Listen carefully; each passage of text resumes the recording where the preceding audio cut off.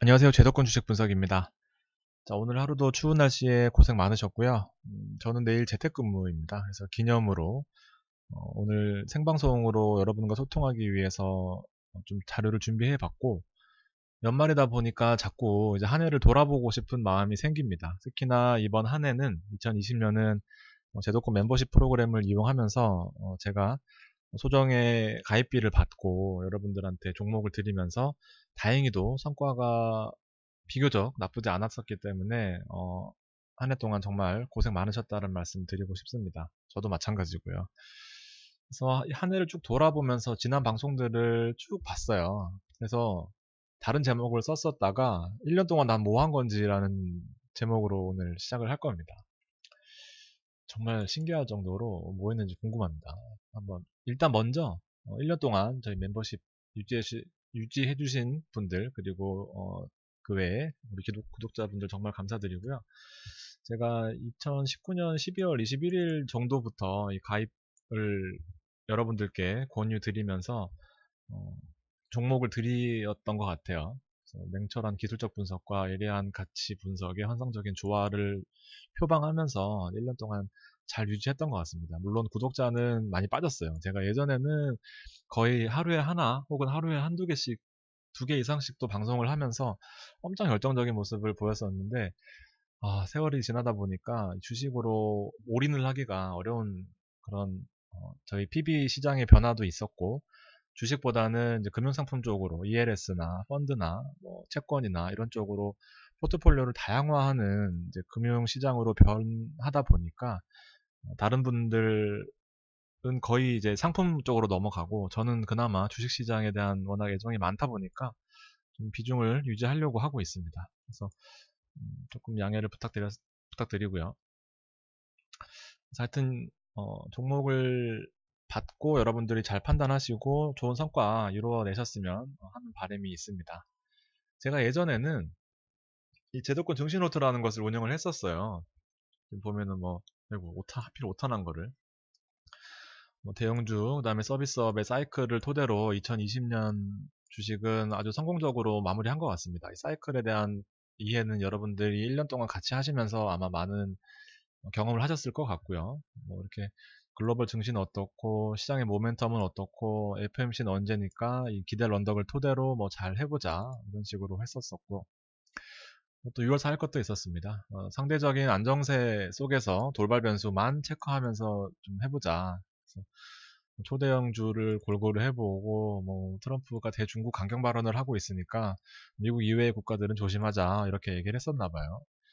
그러면서 뭐 이런 식으로 있었고 언제든 단기 조정 가능성이 있지만 인터넷 관련주 뭐 바이오 주도주 약세였고 외인들은 초대형 위주로 순매수했습니다. 그래서 화학이랑 SDI, 카카오 네이버를 추천했었나 봐요. 이렇게 있었고 오늘 방송의 취지는 좀 편안하게 들으시면서 최근에 여러분들이 이제 저한테 바라는 바와 뭐 또 포트를 표로 만들어 달라는 분도 계셨고 뭐 여러 가지 내용들을 좀 정리를 해보고자 하는 그런 방송이니까 편하게 들으시면 됩니다. 7월 달에는 뭐 이렇게 있었나요? 급등은 매도하자, 뭐 수익 줄 때 매도하자는 건 기본 원칙. 늘 보면 개인들은 잘 못 팔잖아요. 저도 마찬가지지만 플러스 나는 거는 잘 하는데 이게 잘 못 팔아요. 그래서 대형주가 크게 오를 때는 뭐 좀 잘 해보자 이런 식으로 했었습니다. 자, 이제부터 진짜 웃겨요. 제가 그래서 2020년도 유망 주식을 미리 보자. 이때는 좀 자극적인 제목을 많이 썼었습니다. 왜냐면 저도 구독자를 좀 늘리고 싶고 조회수도 늘리고 싶어서 반드시 사야 될 종목. 근데 물론 다른 기타 유튜버들처럼 뭐 1000배 올라가는 종목 이렇게는 단 한 번도 한 적이 없는 것 같습니다. 유망 주식을 보고 뭐 반등 때 올라가는 종목 뭐 이런 식으로 적당히 선을 잘 지킨 것 같은데 어, 아무튼 작년이죠. 이제 막 그 멤버십 프로그램을 시작할 때였던 것 같습니다. 그래서 주력 종목 편에서 대형주 위주로 말씀을 드리면 물론 뭐 HLB 같은 거는 중간에 아주 우여곡절이 많았고 실리콘웍스도 제가 19년 20일 19년 10월 20 아니 12월 20일 날 이렇게 추천했었나 봐요. 38,000원인데 뭐 실적이 잘 나오고 앞으로가 기대된다. 뭐 200일 선을 뚫고 올라가면은 뭐 좋다. 뭐 이런 식으로 얘기를 했나 봐요. 그래서 보면은 1년이 지난 시점이죠. 53,000원까지 올라왔습니다. 1년 동안 아무것도 안 하고 샀다 팔고 안 하고 그냥 들고 있었으면은 한 20% 이상의 수익이 났었다라는 결론이 밝혀집니다. 더 웃겨요. 삼성 SDI 있습니다. 제가 SDI랑 뭐 삼성 시리즈를 워낙 좋아하다 보니까 정말 수도 없이 말씀을 드렸었던 것 같은데 22만 8천원에 뭐 이때 또 얘기했나 봅니다. 차트가 뭐 200에서는 수렴하고 있다 이런 식으로 말씀드렸겠죠. 보진 않아서 모릅니다. 근데 1년이 지난 시점에서 보면은 어휴 55만 원이네요. 코로나 이후에 오히려 더 크게 반등하는 종목들입니다. 그러니까 그 위기들을 기회로 삼았던 대표적인 종목들 중에 하나죠. 체력이 약한, 기초 체력이 약한 종목들, 소형주 아무래도 개인들은 좀 화끈한 변동성을 많이 찾다 보니까 바이오나 뭐 좀 테마성 있는 종목들을 많이 찾는다면 저희 같은 PB들은 아무래도 PB 서비스를 받는다라는 것은 큰 자금을 운영함에 있어서 작은 종목들은 워낙 리스크가 크거든요. 얼마나 힘들게 번 뭐 몇억 단위의 돈인데 이상한 종목 사서 빠지면은 그 스트레스는 감당을 할 수가 없기 때문에 더 위기 때 사고 싶은 종목으로 늘 강조를 드렸던 거고 이런 종목들은 더 위기 때 빛을 발하는 종목들이었습니다. 아무것도 안 했으면 또 좋은 성과가 있었겠죠. 물산 마찬가지야. 이거 10만 원대 얼마나 고생했는지 모릅니다. 추천 뭐 해놓고 빠지고 이렇게 움푹 패인 이제 원통형으로 이렇게 200에선 하회하고 힘들었었던 시기가 있었지만 뭐 또 1년이 지난 현재 시점으로 봐서는 뭐 언제 그랬냐는 듯이 200에서 위에서 잠깐 동안 하회했었던 종목들이에요. 그래서 일시적으로 이탈했던 종목들이지만 결국에는 이 경기선 제가 늘 강조드리는 120일선과 200일선을 큰 폭으로 하회하지 않고 위에서 잘 놀고 있는 그런 모습입니다.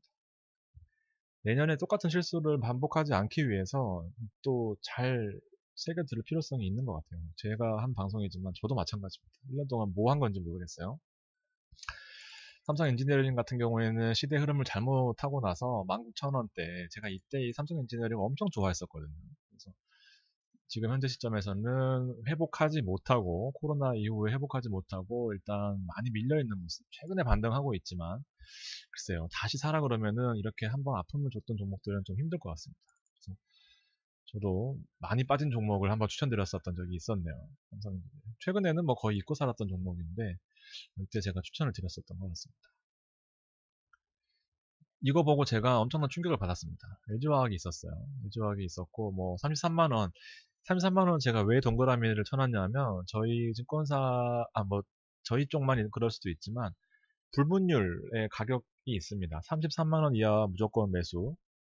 난 삼성물산 10만원 이하 9만원 이하였나? 9만원 이하 무조건 매수 하는 뭐 그런 가격들이 있어요. LG화학이 대표적인 종목 중에 하나였습니다. 33만원 이하 묻지마 매수 구간이었습니다. 그래서 이때도 일조학을 좋아했었습니다. 그래서 지금 현재 뭐 여러분 가격 다 아시겠지만 뭐 다시는 볼 수 없는 가격이 돼버렸어요. 그래서 30만원, 40만원 뭐 크게 중요하지 않은 것 같습니다. 지금 보면 80만원까지 이렇게 체질 개선을 해버리는 시장을 세계적으로 이끌어가는 회사들의 가치 상승의 그 폭은 반드시 뭐 소형주나 뭐 그런 기타 테마주를 하지 않아도 이렇게 큰 폭으로 먹을 수 있다. 제가 10년 동안 배운 거는 대형주로 먹을 때 기쁨이 훨씬 크다라는 거거든요. 아마 자주 강조 드렸었던 것 같은데 최근에 들어오신 분은 아마 못 보셨을 수도 있을 것 같습니다. 주력 종목들 참 좋았네요. 제가 지금 봐도 카카오 15만 원인데 뭐 이렇게 했었나 봐요. 근데 지금 보면은 뭐 다시 돌아올 수 없는 가격이에요. 15만 원은 여기입니다.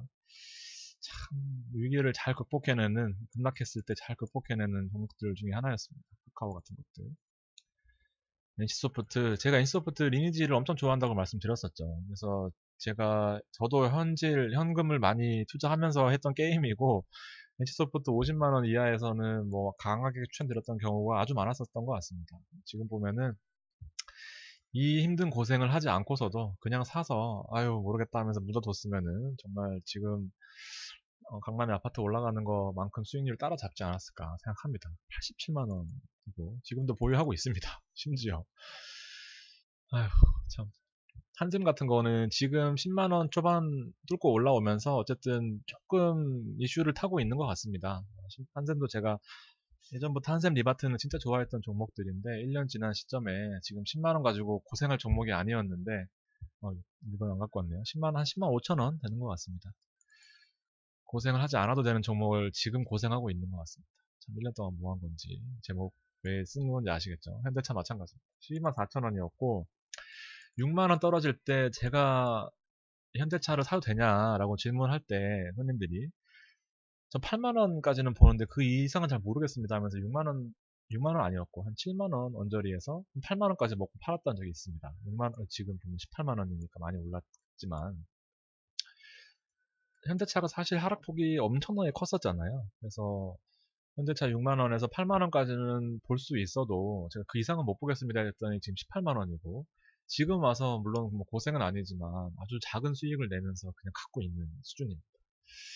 참 저로서도 이게 5%에서 10% 먹는 이 전략이 맞는 건지 잘 모르겠습니다. 근데 하나 말씀드릴 거는 제가 투자하는 거랑 여러분이 투자하는 건 다를 수밖에 없어요. 필연적으로.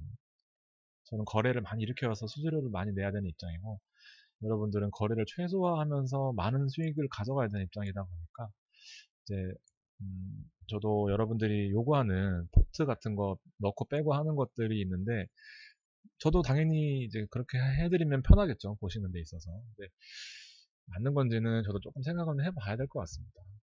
저한테도 부담이 될 것 같고 투트랙으로 운영을 해야 되잖아요. 근데 이런 좀 엇갈리는 측면들이 있다 보니까 그래서 매수하는 거, 매도하는 거를 한 달에 한 번 정도를 좀 강조를 드릴까. 하여튼 여러 가지 생각을 정리를 해서 내년부터는 좀 반영하려고 합니다. 자, 하여튼 종목들 대형주 위주로 봤는데 1년 동안 참 쓸데없이 고생 많았다라는 생각합니다.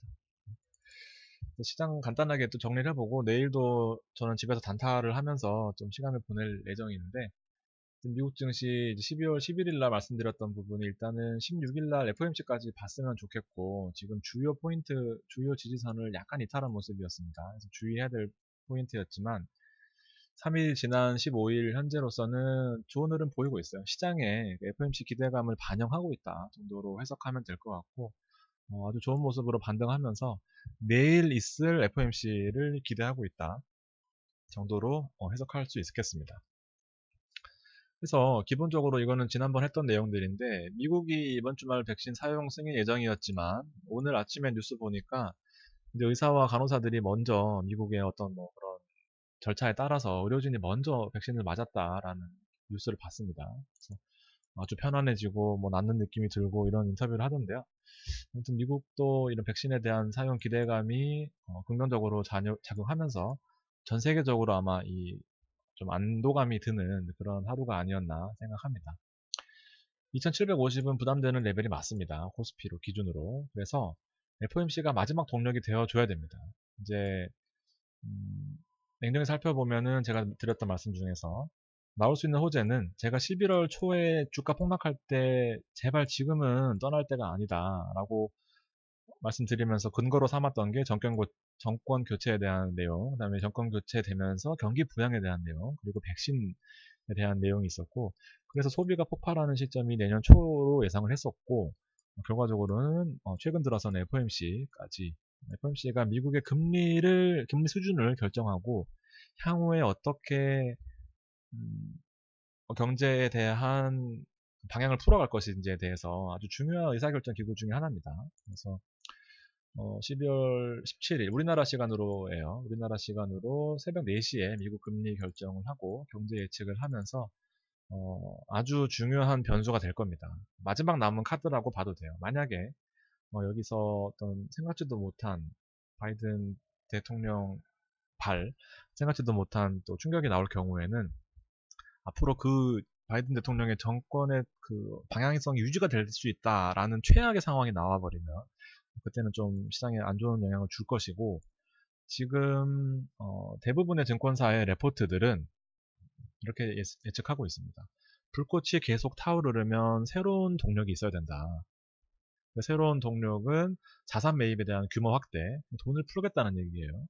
새로 또 어떻게 돈을 풀 거냐? 국채를 발행하고 국채를 바탕으로 돈을 시중에 많이 풀어서 채권 매입에 대한 장기화를 할 것이고 경제를 위해서 필요한 새로운 정책을 제시할 것이다 정도로 해석하고 있습니다. 즉 긍정적으로 보고 있어요. 그래서 우리나라 레포트들은 일단 뭐 세계적인 그런 IB들의 견해를 참고할 텐데 비슷하게 보겠죠. 그렇지만 결과 나와봐야 아는 거기 때문에 내일 4시가 변수다. 그래서 오늘 포트 비중을 늘리고 현대차 뭐 추가 매수 문의했을 때 현대차 사도 된다. 이런 거를 얘기했던 이유는 일단은 모레까지는 적어도 내일은 급락이 없을 것이고 모레까지는 조금 베팅해봐도 되지 않나 생각합니다. 그래서 만약에 내일 급등을 한다면 이런 이벤트들이 있으니까 포지션을 줄이는 것도 한 방법입니다. 좀 이해가 되시죠? 그래서 중간으로 정리를 해보면 제일 많이 제가 뭐 하루에 8시부터 한 4시 정도까지 전화 받거나 뭐 이것저것 하면서 하루를 보내는데 제일 많이 듣는 질문이 그 질문의 핵심은 조급함이에요. 이 사야 되냐 팔아야 되냐 지금 팔아야 되는 거 아니냐 지금 사야 되는 거 아니냐 그래서 아니 숫자가 나오고 앞으로 경기가 좋아질 거고 하는데 왜 그렇게 급하시냐라는 말을 정말 많이 하거든요. 그래서 조급한 이유는 결국 숫자예요. 사야 되냐 팔아야 되냐 추매해야 되냐 뭐 여러 가지 질문들의 핵심은 내가 가지고 있는 재무제표 전문가들이 예측하잖아요. 2020년에는 어쨌든 코로나 이슈로 인해서 대부분의 산업들이 실적이 좋지 않았었고 백신이 나오고 정권이 바뀌고 어떤 금리가 저금리를 유지하는 상황에서 상황만 조금 좋아진다면 21년에는 반등이 눈에 불을 보듯 뻔한 상황이잖아요. 그래서 기본적으로 좋은 종목을 내가 갖고 있다라고 한다면 21년에는 반드시 좋아질 거다라는 생각입니다. 그래서 최악의 어려움을 듣고 반등할 건데 전문가들이 예측한 21년에 대한 그 숫자들 내년 매출액이 증가할 것이다라는 예측을 내가 한 번이라도 봤다면 조금 더 안정적으로 볼 수 있을 거고 그래서 앞서 봤던 2019년에 돌아봤던 22년에 돌아봤던 2019년의 모습이 또다시 반복되지 않기 위해서는 좀 좋은 종목들을 좀 대형주들을 좀 코로나 위기에 더 넓은 새로운 노말, 새로운 월드를 개척할 수 있는 종목이면은 좋겠다라는 그런 생각을 했습니다. 제가 뭐 종목을 드리는 게 일이고 종목을 케어하는 게 일이지만 저는 좀 종목에 대한 애정을 가지고 얘기를 해드리잖아요. 현대차면 왜 좋고, 두산 퓨얼셀이면 왜 좋고, 그러니까 그런 종목들을 바탕으로 실적이 잘 나온다고 하면은 저도 사람인지라 많이 흔들리잖아요. 특히나 많은 분들의 의견을 들으면 저도 그냥 어디서 주워 들은 그 얘기들이 진짜 같아요. 그러니까 많이 흔들린단 말이에요. 여러분들도 이런 제가 제정신일 때 말씀드리는 거를 바탕으로 좀 원칙을 세워서 21년에 투자해야 되지 않나 생각합니다. 이거는 뭐냐면 주식을 처음 시작하는 분들이 되게 많거든요. 최근 들어서 새로운 계좌 개설을 하시면서 주식 이제 처음 시도하세요. 그러면 포트가 처음에는 누가 이거 사라 하면 한 개에서 세 개거든요. 걔만 보고 있어요. 어느 정도 경력이 쌓이고 한두 달 지나면은 포트가 자꾸 늘어나고 방송에서 좋다 그러고 한 50개 늘어날 겁니다. 관심 종목에 대부분 뭐 한 이렇게 돼 있을 거예요. 쫙 있죠. 한 4, 50개 있을 겁니다. 그러면은 보통 외국인 기관은 펀드 여러분들 혹시 펀드에 대한 그 편입 비중 같은 거 보면은 탑5 안에 한 50%에서 60% 들어 있습니다. 뭐 메리츠 뭐 어쩌고 뭐 유명한 펀드들 있잖아요. 그러면은 걔네들은 15개, 많으면은 뭐 10개에서 20개 수준으로 포트를 잘 유지를 하고 있어요. 많은 그 바스켓 안에 종목들, 여러 가지 종목들 중에 10개에서 20개를 추리는 역할을 이 전문가들이 하는 거고, 워렌 버핏이라면 구글에 혹은 애플에 몰빵하겠죠. 정보가 많고 워낙 자본력도 있다 보니까. 그래서 우리는 이런 것을 토대로 이제 기본적으로 수익 나는 투자자들의 포트는 15개 정도라고 생각을 하고 여기서 샀다 팔았다 하면서 좀 내가 확실하게 아는 종목들을 위주로 좀 포트를 개편할 필요성이 있다 생각합니다. 그리고 기본적으로 많이 올랐다 하면은 하락시에 대비할 필요성이 있고 떨어질 때 사야 되고 오를 때 팔아야 됩니다. 이거는 제가 정말 기계처럼 잘해요. 더 올라서 문제고 그렇긴 한데 요 반대로 하는 거는 내년에는 반드시 지켜야 됩니다. 오를 때 사는 분들 99%예요.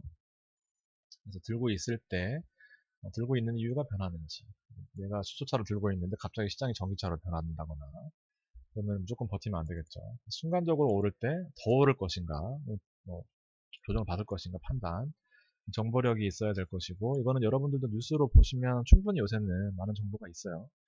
목표가가 있어야 되고요. 최근 두산퓨어셀 같은 것도 55,000원의 목표가가 있었기 때문에 저도 버텼어요. 아니었으면 바로 팔았을 겁니다. 물론 오늘 더 올랐어요.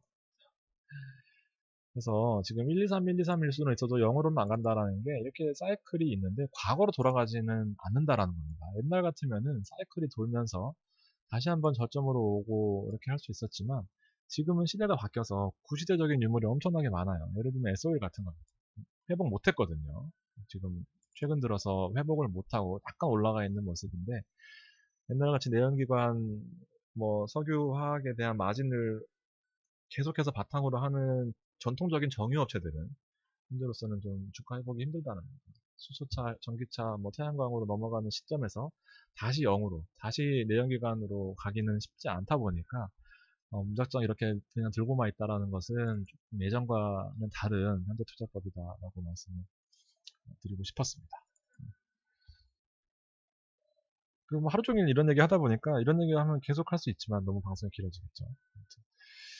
자, 코스피는 좋은 흐름 보이고 있어요. 이게 바로 17일까지에 대한 기대감입니다. 16일 새벽이니, 17일 새벽이니까, 17일 새벽에서 우리나라 시간으로 17일 오전 9시에는, 요게 변동성이 생길 수도 있습니다. 그래서 거기까지 좀 리스크를 지기 싫다. 나는 충분한 수익을 났다 하는 분들은 내일 좀 정리를 할 필요성이 있습니다. 중국이 지금 흐름이 좀 불안한 모습을 보였다 말씀드렸었는데 다행히도 중국도 이틀 연속으로 좀 안정적인 흐름을 보여주고 있는 그런 모습. 개인들이 사고 있는 그런 모습이고요. 그래서 개인들이 사고 외국인들은 지금 포트를 조정하고 있어요. 리스크 우리나라처럼 사전에 미리 정보를 알고 금리 동결할 거고 너 이거 사놔라 물론 안 받지만 그럴 것 같습니다. 아무래도 좀 투명한 쪽에 있어서는 워낙 좀 비리나 이런 내부 정보들이 많이 유출되어 있는 그런 흐름이다 보니까 우리나라 시장에서는 근데 외국인들은 이런 포트에 대한 리스크를 많이 줄이는 편이에요. 앞서 제가 생각하는 이벤트들이 외국인들한테는 조금 리스크했다라고 뭐 뒤늦게 해석할 수 있는 부분이고요. 기관 역시 마찬가지입니다. 그래서 좋게 봐야죠. 어쩔 수 없습니다. 이런 측면이 있고 외국인들의 수급이 엄청나게 빠르다라는 내용입니다. LG 디스플레이 제가 얼마 전에 질문 받은 것 중에 LG 디스플레이는 좀 쉽지 않다 말씀드렸는데 그 말씀드린 이후로 엄청나게 폭등하고 있어요. 그래서 제가 한동안 정말 사랑에 빠졌던 LG 디스플레이가 정말 끝까지 저를 힘들게 하는 모습을 보여주고 있고 지난번에 현대해철과 포스코 뭐 등등으로 새로운 포트가 눈에 띄었고 화장품주 그다음에 중소형주 중에 가치주들 많이 올라왔었는데 오늘 보면은 SDI와 LG 디스플레이, 뭐 전기, 하나금융지주, LNF, 두산표열셀, 휠라 올라오고요. 화재 엄청나게 빨리 움직이고 있어요. 포스코 케미칼 뭐 이렇게 이런 식으로 시장이 엄청 빨리 움직이고 있는 부분에 대해서는 체크해야 됩니다. 이건 저도 못 따라가요. 왜냐하면 지금 대세 상승, 외국인들이 이끄는 대세 상승은 아니다 보니까 이런 부분들이 있다. 참고해 주시면 될 것 같습니다. 줄일 분들은 반드시 줄여놔야 됩니다. 지금 보면 저는 기본적으로 외국인 투자법을 많이 따라하려고 해요. 많이 부족하겠지만 외국인들이 지금 수급을 줄이고 있지만 화학주에 뭘 늘리고 있느냐. 비금속 광물은 뭐 거의 넘사벽입니다. 개인들이 접근하기에는 어려운 종목들이고 온수창고에 이렇게 있고 화학주의 비중이 많이 실었네요.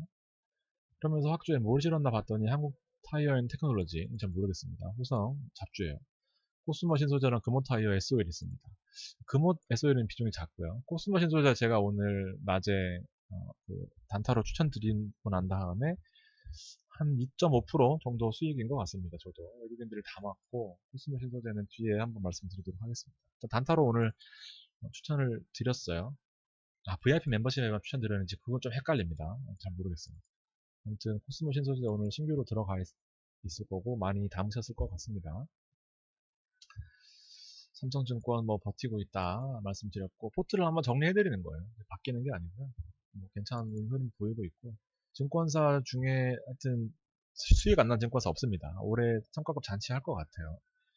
삼성증권 대표적으로 대장으로 하나 들고 있는 거고요. 한샘 뭐 아까 보셨다시피 6만원에서부터 괜히 고생해서 지금 또 사고 또 여기서 200에서는 120에서 뚫리 말니 이러고 있습니다. 11일 날 저점 뚫려서 추매는 비추천했지만 120일 선을 넘으면 괜찮을 것 같다. 3일 지난 오늘 15일에 강하게 뚫고 올라왔습니다. 이런 거는 또 좋은 흐름일 수 있어요. 그래서 가지고 계신 분들은 그냥 홀딩 하시면 될 것 같고요. 포스코도 아까 보셨지만 수급이 급격하게 변하고 있어요. 그래서 추천드리고 저도 한 5% 먹었다가 대부분 반납하고 있는 것 같은데요. 추천드리는 포인트는 바로 이 월봉이었습니다. 월봉. 주봉이네요. 제가 잘못 갖고 왔습니다. 아무튼 주봉에 이렇게 200일선을 뚫고 올라오고 빠졌지만 아직은 200 주봉을 버텨내고 있습니다. 그래서 혹시나 따라서 가지고 계신 분들은 저보단 단가가 높겠지만 일단 홀딩하는 쪽으로 한번 지켜보도록 하겠습니다. 셀트리온 말씀드렸던 거는 이제 뭐 대주주 요건 관련해서 팔아야 되고 사야 되고 할 때 이때 잠깐 동안의 기회가 있을 수 있다 말씀드리려고 가져온 거고, 두산퓨얼셀 정말 12월의 대표적인 효자 종목 중에 하나입니다. 오늘 또 반등했어요. 49,000원에서 홀딩, 그 다음에 뭐 55,000원에서 잘 팔았다 어저께 여기 잘 팔았다 그러고 다행이다 하고 있는데 오늘 빠졌다가 다시 올라서 56,000원 됐습니다. 모르겠어요. 이제는 제 손을 떠났습니다. 장기 보유하실 분들은 어차피 장기 보유였을 테고, 유증 마무리되면서 유증에 대한 내용들은 뭐 3,300억 원을 모았고 1,000억은 생산 시설 자금, 그 다음에 2,300억 원은 원자재 매입 등으로 이제 운영 자금으로 사용될 예정입니다. 아주 좋은 내용이죠. 대부분 유증하면서 저는 이 돈을 뭐 부동산 매입에 쓰겠습니다 이러지는 않거든요. 좋은 내용이고, 리스크를 강조한 쪽으로 이제 금감원에서 좀 투자 설명서에 대한 가이드를 좀 리스크 쪽을 부각을 시켜라 해서 이제 리스크 쪽에 어떤 게 있었냐 하면 이 리스크가 아니다라고 한 이유 중에 하나가 이제 리스크예요. 얘네들이 써놓은 리스크. 정부 정책과 관련된 변동 위험이 있다.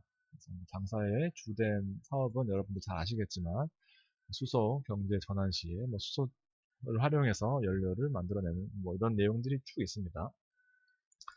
다만 여기부터 리스크죠.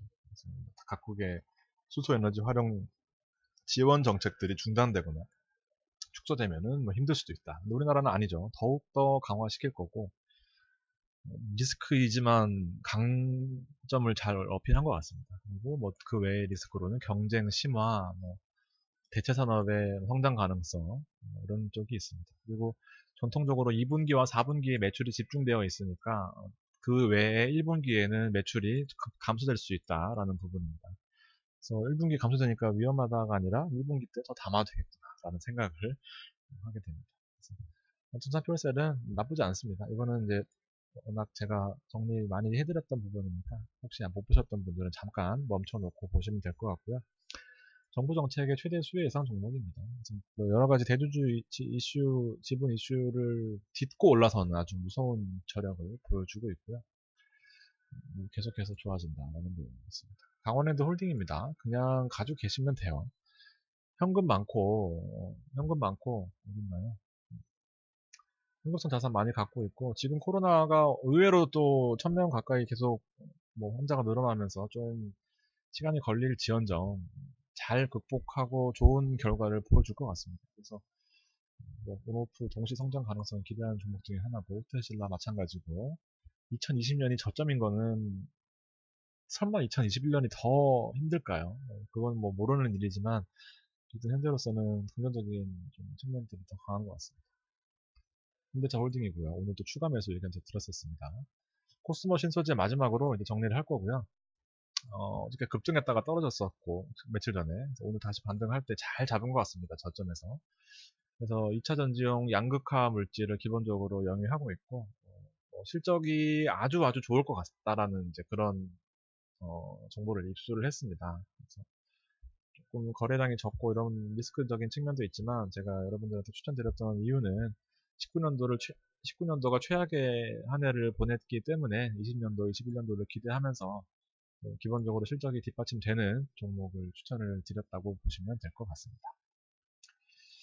자, 마무리입니다. 결국에는 예고된 이벤트가 코앞까지 왔어요. 11월 초부터 한 달 반 시장을 잘 이끌어주던 가장 큰 이벤트, 대선 선거인단에서 바이든이 확정이 되고 하나 남은 이벤트가 FOMC입니다. 그래서 말씀드렸다시피 17일날 새벽이니까 이때 포지션을 늘리든지 줄이든지는 까봐야 아는 겁니다. 그래서 뭐 좀 여러분들이 판단하셔가지고 조절하시면 될 것 같고요. 기본적으로 2750이에요. 뭐 이상이고. 차익 실현 물량은 나올 것인데, 외국인 매도 양상은 지수를 떨어뜨리는 투매나 뭐 회피가 아니라 종목 교체 빠른 거 보셨죠? 엄청나게 빠릅니다. 그래서 좀 이런 부분에 포커스를 잘 맞추고 개인들은 손실을 보니까 여러분들이 생각하는 정답은 늘 틀렸었다. 저도 마찬가지고. 그래서 2021년에는 앞서 제가 주절주절 말씀드렸던 거를 좀 잘 정리하셔서 자꾸 이 정리병이 돌지만 2020년 실수했던 것들 잘 돌아보면서 저도 마찬가지예요. 조금 더 긴 호흡으로 가도 되지 않나. 하나 확실한 거는 2020년보다는 2021년이 나을 것 같다라는 생각입니다.